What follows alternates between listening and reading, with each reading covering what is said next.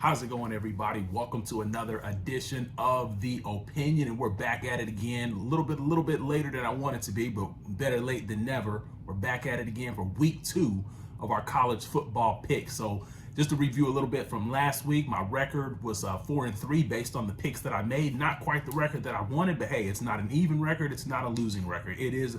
I'll take 4-3 the first week, and it's only going to get better from here. So, what you want to do is you want to like and basically subscribe to this channel, because like I said, I'm going to be putting these out every week. If you're a betting man, or basically if you're betting somebody with one of your friends one-on-one, or if you're betting in parlays and things like that, you may want to listen to this, because I may not necessarily give you the spread, but I can tell you who's going to win. So at the end of the day, that's going to give you a little bit better of an idea of who to pick. So without further ado, let's get right to it this week. So the first game on the docket, we've got South Carolina taking on number 16 Arkansas. That game's coming up at 12 p.m. Eastern time on ESPN. And essentially, you got Spencer Rattler taking on KJ Jefferson. Spencer Rattler kind of struggled last week versus Georgia State. Really kind of disappointed in that. And South Carolina should never struggle with a Georgia State. Meanwhile, Arkansas is coming off of a big win over Cincinnati. I like KJ Jefferson and Arkansas to roll here. But keep an eye on Spencer Rattler. If things start going bad for him, how does he respond the very next drive? But ultimately, I like Arkansas to roll pretty comfortably in this game as well. Got Missouri taking on Kansas State, an old Big 12 North matchup there as well. And so essentially, you essentially got Drinkowitz versus Chris Kleiman. And so essentially in this one, I like Kansas State because, one, they are at home. I think Kansas State's a much better team. And I think Kansas State ultimately, top to bottom, has better players than Missouri. Yes, you heard that correctly. Kansas State has better players than Missouri, who hails from the SEC. Not only do you have Adrian Martinez, the transfer in from Nebraska, but you've also got one of the most dynamic and exciting running backs in Deuce Vaughn. Don't let his height fool you. This guy is one of the best top 5, probably top 3 running backs in all of college football. So I like Kansas State to win pretty comfortably, maybe close in the first half, but I think they run away with it in the second half over Missouri. Number 20, Kentucky at number 12, Florida. Florida, number 12? I mean, after being unranked, and they go from unranked all the way up to 12, I smell a little bit of SEC bias in this here, but hey, I'm not the one in control of the polls here. I just tell you who I think is going to win. So at the end of the day, you've got Kentucky taking on number 12, Florida. And I was wrong about Florida last week. They showed me something, because I actually picked Utah to actually beat Florida as well. They have Anthony Richardson, who showed out last week, not only with his arm, but also with his legs. But right here, you've got Billy Napier once again, and another big game versus a Mark Stoops. And I think that Kentucky with Will Levis actually gets this one done. The reason why I'm going to go off the same thing that I said last week. Even though I was wrong with Florida, I don't think I'll be wrong 2 weeks in a row. Kentucky's been here and done that before. Will Levis, Mark Stoops, these guys have been doing this. Mark Stoops has been building this program for a couple of years now. Billy Napier, although Florida has talent, Billy Napier, this is his first go around. He got by one last week. But let's see if he can get by another one in beating Kentucky. I don't think so. I've got Kentucky over Florida. Number 9, Baylor taking on number 21, BYU. This is somewhat of a rivalry because both of these schools are somewhat religious. Well, we know BYU is a religious school, but Baylor's also a religious school as well. And so you've on Baylor's side of it, you've got Blake Shapen, and then you've got a guy, look out for a guy on the defensive line named Siaki Ika. 6'3", 258 pounds, manning that defensive line. And then Dave Aranda, his thing is defense. Defense.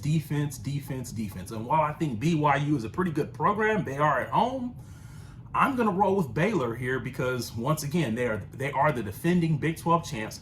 They named Blake Shapen a starter for a reason. And the reason why he's a starter is because Blake Shapen is, quite frankly, he's just a better passer than what they had last year. And Blake Shapen is the guy to take Baylor over the top, or essentially give them that much more of an edge to go with their defense as well. So I'm taking number 9 Baylor in a close one, but I'm taking number 9 Baylor to edge out BYU. Number 10, USC on the road versus Stanford. So all the USC fans are just overly joyed with them beating Rice. I mean, come on, it's Rice. And that's what I've tried to tell a couple of these guys. But hey, they don't want to hear it. So I guess at the end of the day, you have to let them enjoy the Rice game, because they didn't get many games like that last year after going 4-8. But they are on the road taking on Stanford and Tanner McKee, a 6'6" quarterback with a big arm.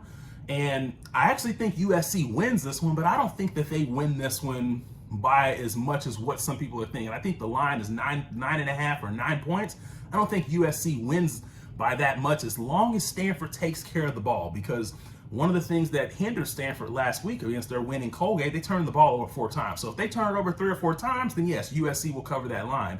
But if they don't turn it over that many times, I think this game's close. I think it's more of like a 35-31 game. USC edges them out a little bit, but I think at the end of the day, USC will be exposed in a few areas that other teams will be able to take advantage of later in this win over Stanford and everything as well. Now, let's go on to Tennessee, number 24, Tennessee taking on Pitt. And Josh Heupel's done a great job with Hendon Hooker here. I mean, this guy, this offense is on another level. I mean, they showed flashes of it, what it could be last year. And then the first game, they won 59-10, and they're going on the road to take on Pitt. And Pitt was in a big game last week. And once again, just like Florida, I picked against Pitt, and they were one of the ones that proved me wrong. But I don't think that they're going to prove me wrong, because this game comes to you at 2:30 or essentially 3:30 ABC. And I think Tennessee and Hendon Hooker are going to take care of business against Pat Narduzzi and Keaton Slovis here. But Pitt is at home. You have to respect the home field.